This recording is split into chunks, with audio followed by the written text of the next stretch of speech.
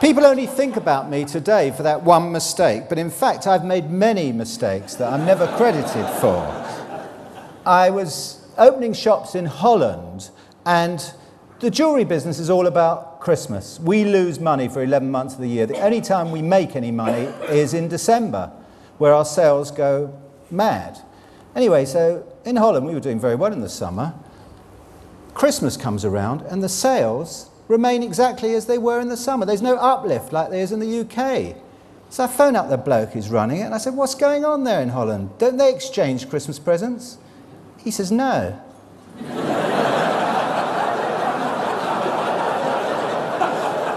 We don't. Didn't you know that? I said, no, I probably wouldn't have bought your business if I knew that I was going to lose money for the 12 months of the year rather than just the 11. So it's always important to research a new venture. Anyway, undeterred, after conquering Europe, I decided to attack America. And I bought 500 shops called K's.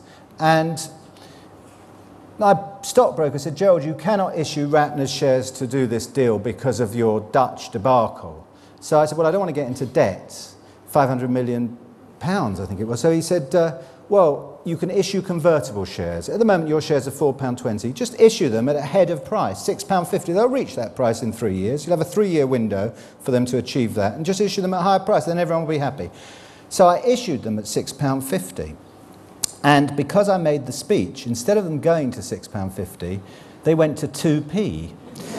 And it converted to debt with a very high interest coupon, a penalty, because if your shares didn't, you had a penalty thing, and it ended up, I owed about £1 billion, which was a lot of money in those days. And I had got the sack, and it was 5 years since I'd worked. I'd given up, basically, and one day, I was sacked in 1992, it was about 1996, and I was lying in bed watching Countdown. It was the highlight of my day, and there was a knock on my bedroom door. Strange enough, it was my wife, and who else would it be? Luckily. And she said, could I have a word with you, Gerald?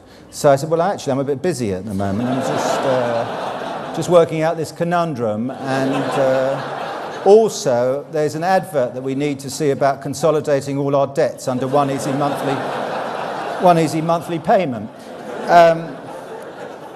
She said, unless you get a job, I'm going to really, well, basically throw you out. She said, I'm fed up with you lying around all day looking miserable and not shaving and not even getting dressed. It's just awful.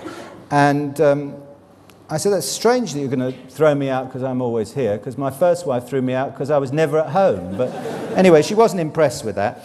And I wrote to 20 companies with a great CV offering my services. And I got 21 rejections. One company, the finance director and the chief executive both felt that they should both write to me and said, let's make this absolutely clear.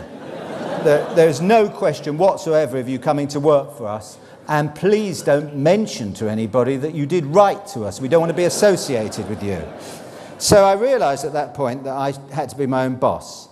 And I'd been doing a bit of cycling around, and I wanted to make some money because I'd boasted to the press that I was going to make £10 million in 5 years after I left Ratner's. And, you know, I was under a bit of pressure because with about a week to go, I was tantalisingly about 9,999,000 short of my target. Anyway, I found this site in Henley-on-Thames on an industrial estate, which I felt would work well as a luxury health club. It could convert. So I went to the estate agent and said, I'd like to rent this property. And they said, well, it's $65,000 a year. I didn't have any money, but I said, oh, that's not a problem, because I didn't think I'd have to pay the rent straight away. They said, but you can't rent it anyway because you're an individual, you're not a company, the landlord wouldn't trust you to pay the rent.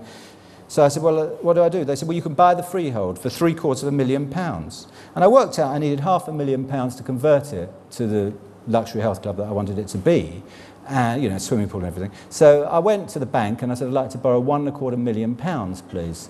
And the bank manager basically told me to sod off. I mean, he said that it's a stupid idea, and coming from you, it's even more stupid. He didn't even offer me a cup of tea and a biscuit. And so I was a bit depressed, not for the first time, and I put an advert in the Henley Standard, more or less. I lived in this sort of water mitty world, thinking that, you know, I had raised the money when I hadn't. I don't know why. And I put this advert in the paper. You have to fool yourself when things are so bad. Anyway, so I put an advert in the paper, and I said, if you join my club, a club which I didn't own, didn't have the money to own, it's just a place up the road, had no prospects. If you join my club, there's no joining fee. I was very generous like that. It's just £42 a month, and I waived the £150 joining fee. And alongside that was a few drawings of how the club was going to look, artist drawings. And I made it look fabulous after all. You know, it doesn't cost anything to draw it better than it would have been. And I drew this fabulous gym and an outdoor swimming pool, jacuzzi, restaurant, terrace, beauty area, aerobics. It's the best gym you've ever seen, on paper anyway. So, and everyone got very excited about this. And they signed up. I got 800 people signing away direct debits to join this club that didn't exist, that I said was going to open in 3 months. So I went back to the bank and I said, you've got to lend me the money. I've got 800 people wanting this club and have signed up direct debits. He says, what part of the word no don't you understand? I went to 7 more banks. They all said no. The 9th bank that I went to said, Gerald, I'm going to lend you the money. I said, that's fantastic. Why is that? He says, because my wife's joined your bloody club.